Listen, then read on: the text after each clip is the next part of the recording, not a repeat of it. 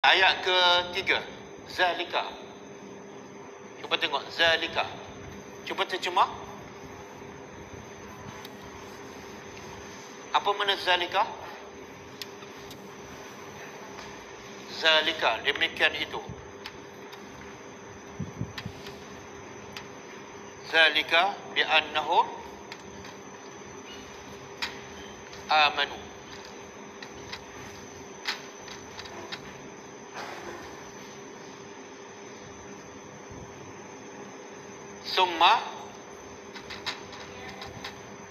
Summa kafaru.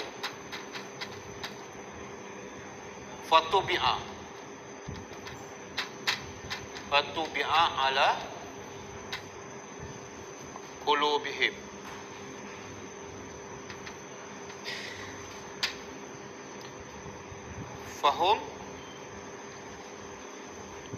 Fahum la yafqahun. Okey, cuba tengok maksud dia. Zalika, yang demikian itu,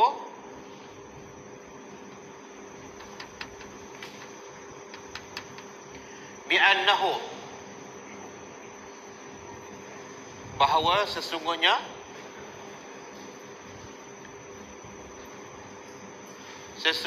mereka, iaitu orang-orang munafik, amanu, mereka beriman.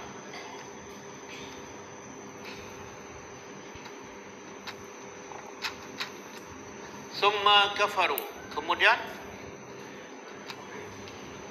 kafaru, mereka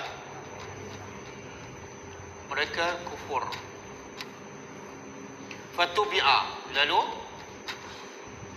apa dia tubi'a? Tubi'a taba', dikunci. Oh, tak ada. Dikunci ala atas qulubihim, hati-hati mereka. Fahum la yafqahun, maka mereka tidak memahaminya, tidak faqih.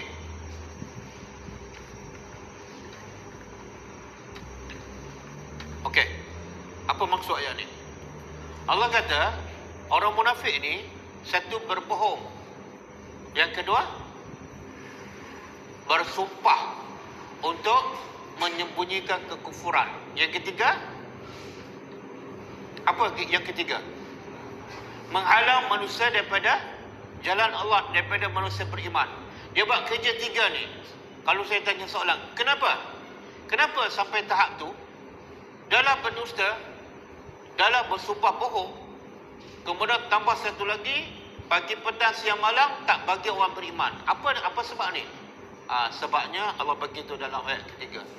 Zalika, yang demikian itu, mereka asalnya beriman, kemudian mereka kufur.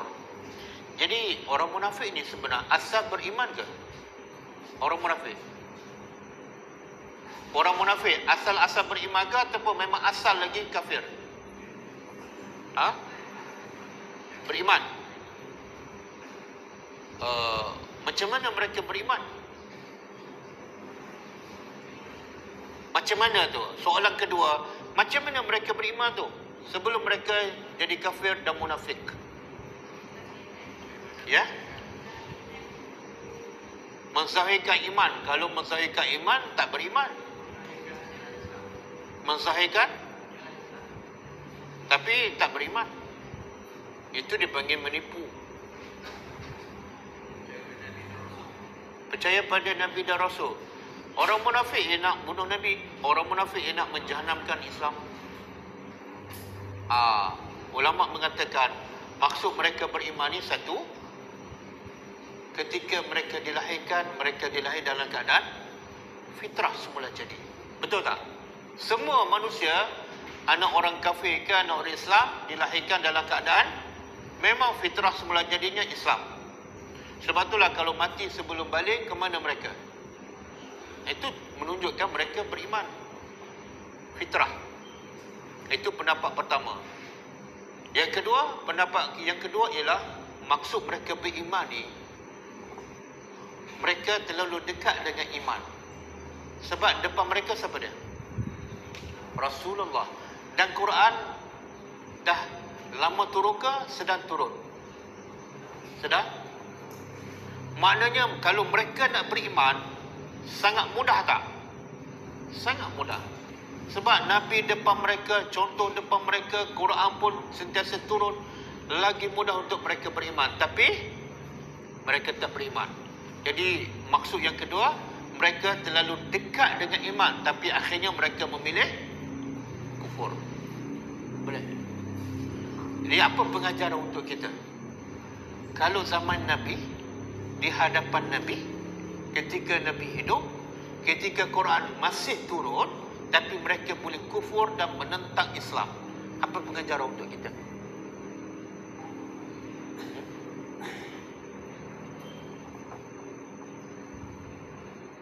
Kalau zaman sekarang, Quran Nabi tak ada depan kita, Quran pun baca tak faham, wahyu pun tak turun dah, sangat mudah tak manusia nak jadi kafir? Sangat-sangat mudah.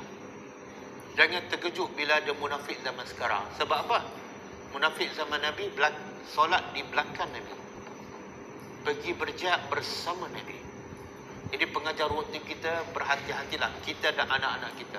Cukup mudah nak tergelincir, cukup mudah nak jadi kafir. Jauh je daripada ajaran Al-Quran, boleh jadi kafir, boleh jadi munafik. Ramai tak orang kita pergi solat, pergi masjid bulan Ramadan? Ramai tak? Tapi bulan lain tak pergi kan? Kenapa tu?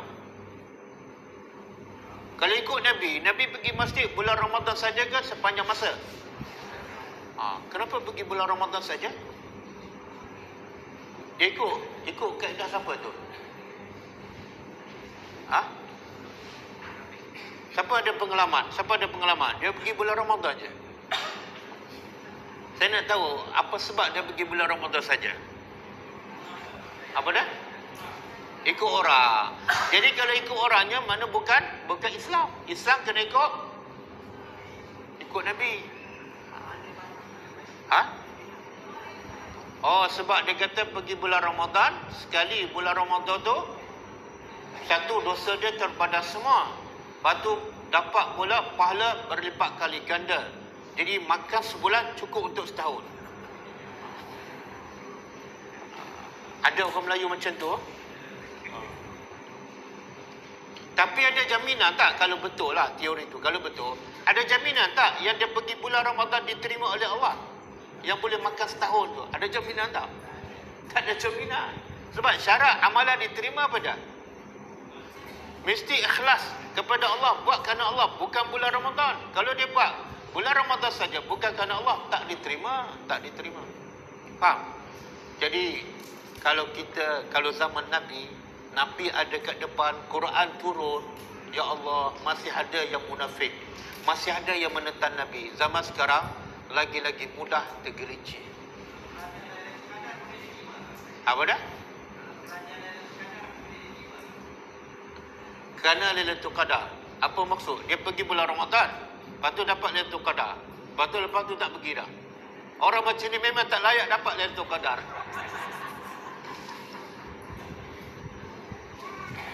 Nabi kata apa?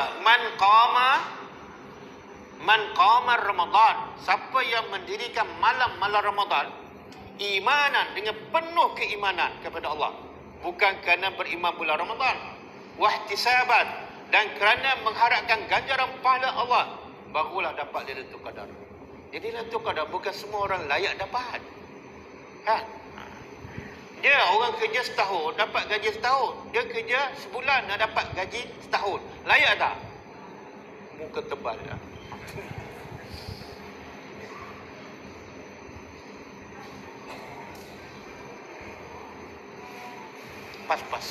Pas. Boleh. Sekejap, ambil mic-nya.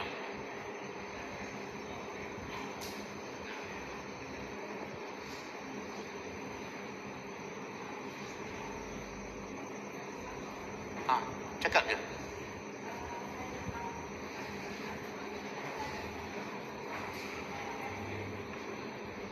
Kenapa? Sebab kita duduk kat dunia ni banyak yang tak sempurna.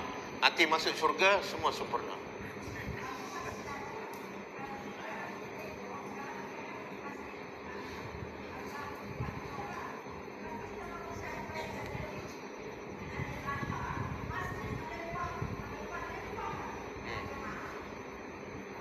Jadi soalannya kenapa?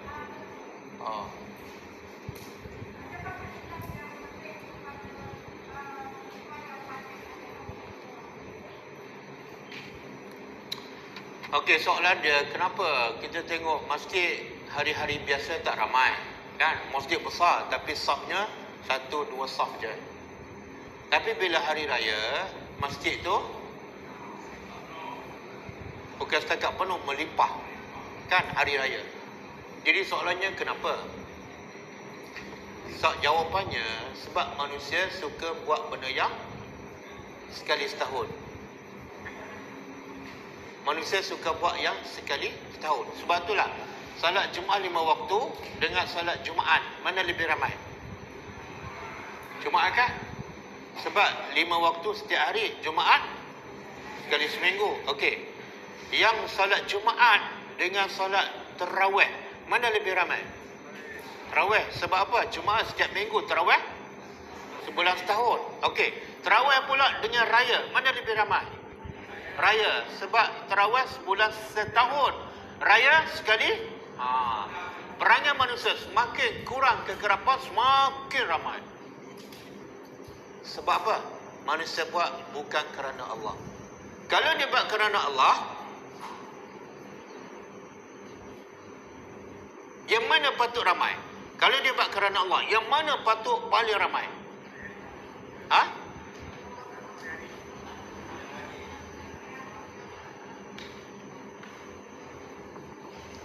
Yang patut paling ramai, Nabi sebut dalam satu hadis kursi. Allah kata, dengar, Allah kata apa dalam hadis kursi? Tidak ada amalan yang paling aku suka melainkan amalan yang fardu. Fardu.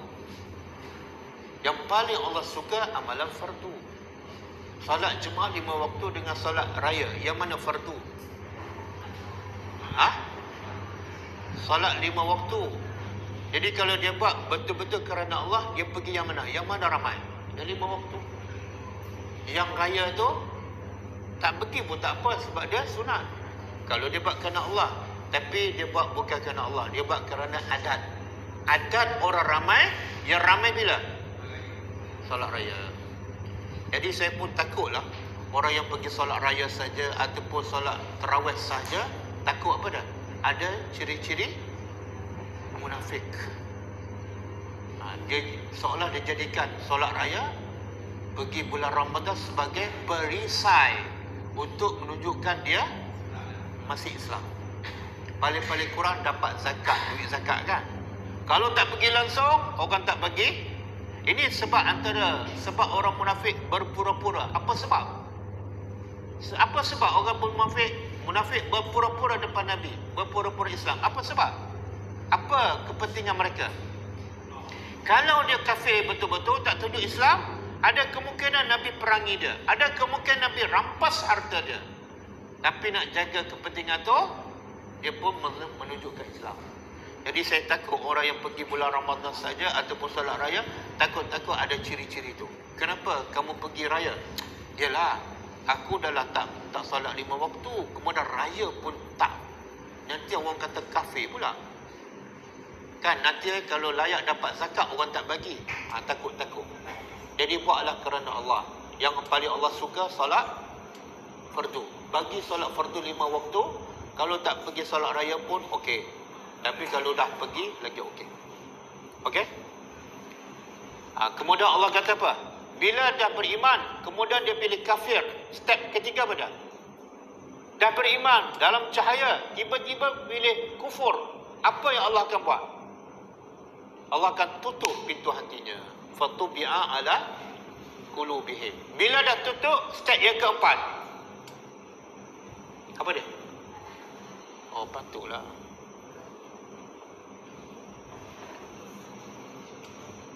Tak apa, jangan tunggu dia. Jawab soalan saya. Ayat yang ketiga ni, bila dia beriman, kemudian dia kufur, maka Allah akan hukum. Apa dia? Allah kunci hati dia. Bila Allah kunci hati dia, maka la yafqahu, mereka takkan faham agama. Bila tak faham agama, dia tak akan jumpa hidayah sampai bila-bila. Jadi, pengajaran untuk kita daripada ayat ni apa dia? Apa pengajaran? Bila Allah dah bagi iman kepada kita, bila Allah bagi ilmu, jangan tolak. Jangan ingkar. Sebab takut bila dah kita ada ilmu, kita dah beriman, tiba-tiba kita kufur, tiba-tiba kita buat maksiat, takut berlaku step seterusnya, iaitu Allah cop pintu hati kita, dan akhirnya belajar pun tak faham juga. Belajar pun tak boleh beramal. Sebab apa? Hati telah tertutup. Okey? Kita dah belajar berapa ayat ni? 3.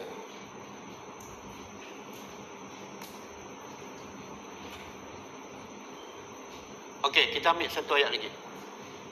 Ini saya tak payah tulis lah. Tulis ambil masa. Sekejap nampak, sekejap tak nampak. Okey, tengok ayat keempat. Cuba faham apa yang Allah cakap. Wa iza ra'aitahu, dan cuba terjemah. Wa iza, dan apabila ra'aitahu, engkau melihat mereka. Engkau ni siapa? Nabi Muhammad. Mereka orang munafik. Mana orang munafik itu? Ada sekitar Nabi, depan Nabi. Apabila engkau melihat mereka, tu'jibuka ajsamuhum. Ajsam, jisim, badan. Fizikal mereka, tu'jibuka, mengkagumkan engkau. Satu. Wa in yaqulu tasma' liqaulihim. Dan kalau mereka berkata, mereka berucap, ucapan mereka, tasma', engkau dengar. Kenapa? Sebab bahasa dia cantik, bahasanya indah. Pakar pemidatu. Apa maksud ni? Allah nak bagi tahu ciri-ciri orang munafik ni, dia hanya jaga penampilan. Body dia nampak kemas, image dia nampak smart, nampak macam orang hebat. Dan bila bercakap, oh memang pakar bahasa, pakar pemidatu. Bila dia cakap, orang terpegun, ribu-ribu dengar. Tapi sebenar dia adalah pendusta. Hati dia, tengok Allah beritahu selepas itu. Ka'annahum khusyubun musannadah. Mereka ni seolah khusyub. Apa makna khusyub? Khusyubun jamak, plural. Kalau satu khasyabah, kayu. Ataupun papan. Dia terjemah apa tu? Kayu. Musannadah, yang bersandar. Apa maksud? Allah nak bagi tahu orang munafik ni nampak macam hebat. Bercakap, image, pakaian, pakai nektar apa semua kan. Bila bercakap, ribu-ribu dengar. Nak dengar dia cakap pun kena bayar ribu-ribu. Tapi sebenarnya dia seperti papan yang bersandar. Ataupun kayu yang bersandar. Maksud apa tu? Kalau papan yang nampak macam bersandar, tegak, boleh tak berbuah? Tak boleh. Sebab apa? Sebab dia bukan pokok, cuma nampak macam pokok yang bersandar. Kalau pokok boleh berbuah, ada hasilnya. Tapi kalau orang munafik tak ada hasil, nampak macam pokok, tapi sebenarnya bukan pokok, dia hanya papan yang bersandar. Faham tak? Jadi apa yang Allah nak bagi tahu kita? Ya Allah, apa Allah nak bagi tahu?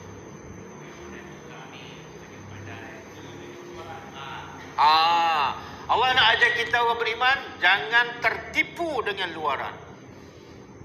Ya Allah, ramai tak orang kita tertipu dengan luaran? Tengok, oh hebatnya. Macam contoh dia orang jual ubat kan, terpegun tak? Ramai tak makcik-makcik suri rumah tertipu? Jual obat, jual apa lagi? Yang toreh tu, toreh apa? Gores kan? Ramai tak tertipu? Pakar nektar, bawa emas, Lepas tu jual barang, datang ke rumah, oh habis 10,000 kena tipu. Itu orang apa tu? Orang munafik ni. Jadi Allah nak ajar kita jangan tertipu dengan ucapan manis. Jangan tertipu dengan ucapan yang hebat. Cakap bab ekonomi, oh semua satu dunia terpegun.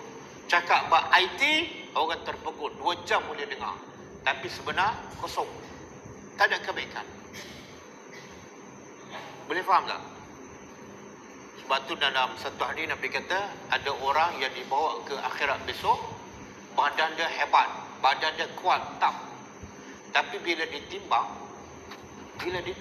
dengan sayap nyamuk lebih berat. Sebab apa?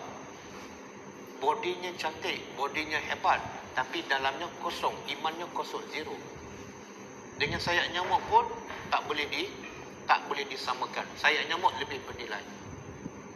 Ramai tak macam tu? Sekarang kita banyak mendengar ucapan siapa? Ucapan ustaz ke ucapan pembidato yang hebat? Bahagian ekonomi, bahagian IT, bahagian pembangunan. Betul tak? Tapi kalau ustaz yang dengar tu, dah lah tak ramai. Lepas tu yang tak ramai pula, ramai yang tidur. Tapi kalau dengar seminar usahawan, bayarannya 2,000, ramai tak pergi. Semua tak tidur. Sebab apa? Dalam kepala, kalau terlepas satu ayat, aku tak boleh jadi kaya. Betul tak? Ini Allah nak cerita ni. Allah nak ajar kita jangan tertipu dengan ucapan. Sebab itulah Nabi Musa ahli pidato tak? Nabi Musa bukan ahli pidato. Bahkan bila dia bercakap kadang-kadang tak lancar. Betul tak? Sehingga dia minta pada Allah, bagilah pembantu untuknya. Siapa? Ya Allah, bercakap tak lancar, tapi Nabi yang terbaik di kalangan Bani Israel. Ya Allah, Allah nak ajar kita jangan tertipu pada ucapan, pada image. Kita mudah sangat tertipu. Tengok orang tu pakai kod, pakai nektar, bawa beg kan. Lepas tu naik kereta Porsche. Oi, macam mana aku nak beli kereta ni? Boleh tak bagi cara? Oh, kamu kena ikut seminar usahawan 2 hari 2 malam. Berapa bayaran? 2,000. Oh, sanggup bayar. Faham tak? Tengok-tengok kawan tu yang bagi seminar tu, subuh pun tak bangun. Faham tak? Jangan tertipu. Okey?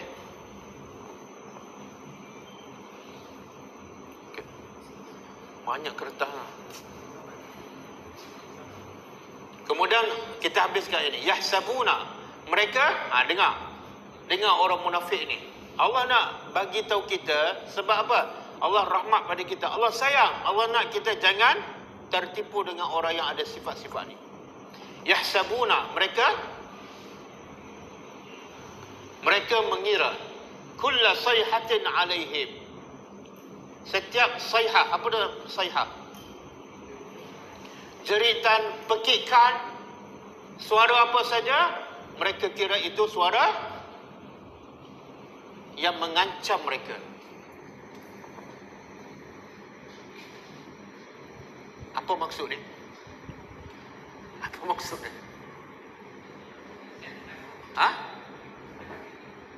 Apa maksud? Mula-mula Allah kata apa? Sifat orang munafik, bila tengok badan mereka, fizikal mereka, kamu kagum image dia.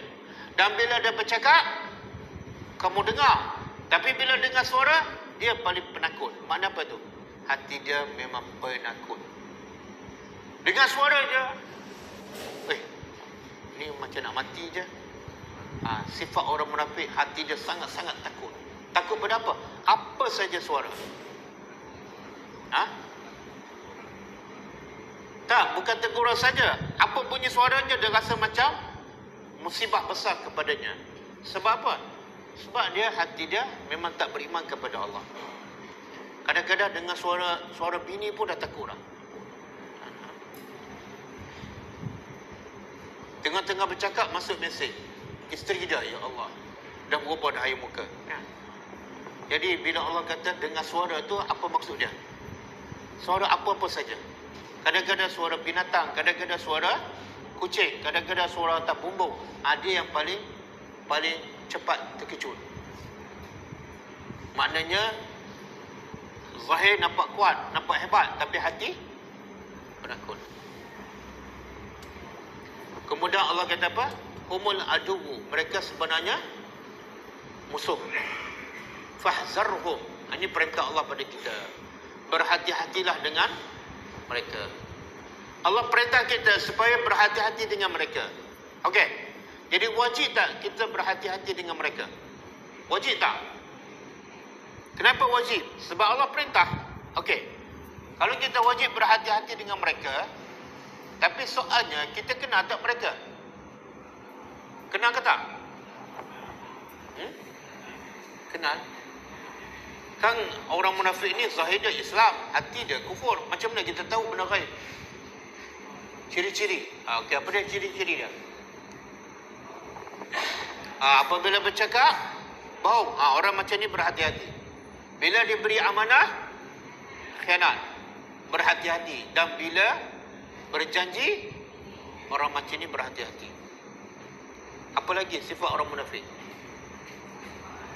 Allah sebut dalam Quran. Wa idza qamu ila salati qamu kusala. Bila mereka solat dalam keadaan malas. Berhati-hati dengan orang ni. Dia ni solat lambat, kadang-kadang habis waktu baru solat. Berhati-hati dengan orang ni. Sebab apa? Itu ciri-ciri orang munafik. Ustaz, kalau Allah suruh berhati-hati, kalau sifat tu memang saya, macam mana saya nak berhati-hati?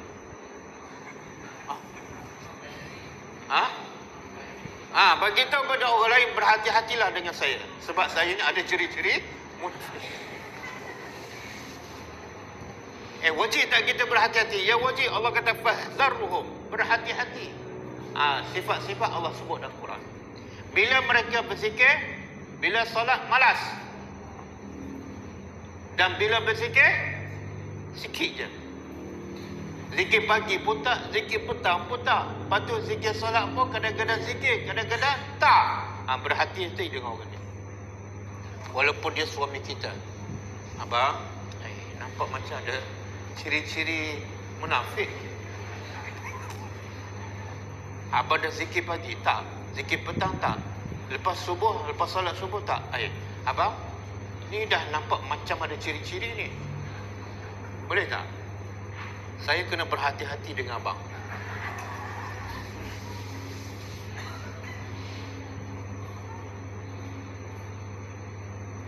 Ya Allah, bahaya betul. Betul.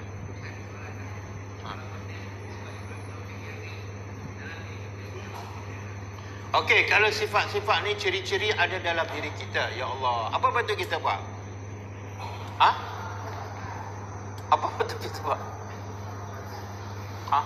Buanglah sifat-sifat tu. Buang sifat-sifat tu. Kalau solat malas, solat rajin awal waktu. Kalau tak pergi, kalau subuh tak pergi ke masjid, ada tak sifat munafik? Besok pergi. Kalau isya tak pergi, ada tak sifat tu? Malam ni pergi solat isya. Kalau berjanji tak tepat, mulai sekarang tepat janji. Bila bercakap, bohong je, khususnya kepada isteri dia. Kenapa balik lambat? Ada meeting. Padahal duk lepak kedai mamak tu dengan kawan dia kan. Hari ni pula kenapa lambat? Tengok bukan bola. Lepak juga. Padahal tengok bola. Berbohong. Itu ciri-ciri munafik. Mulai sekarang, jangan cakap bohong. Sebab itu ciri-ciri. Bohong sunat. Takut bini marah. Dia takut bini marah. Betul ke salah? Takut bini marah. Betul ke salah? Salah. Bila dia takut bini marah, dia tak patut jadi laki. Dia patut jadi bini.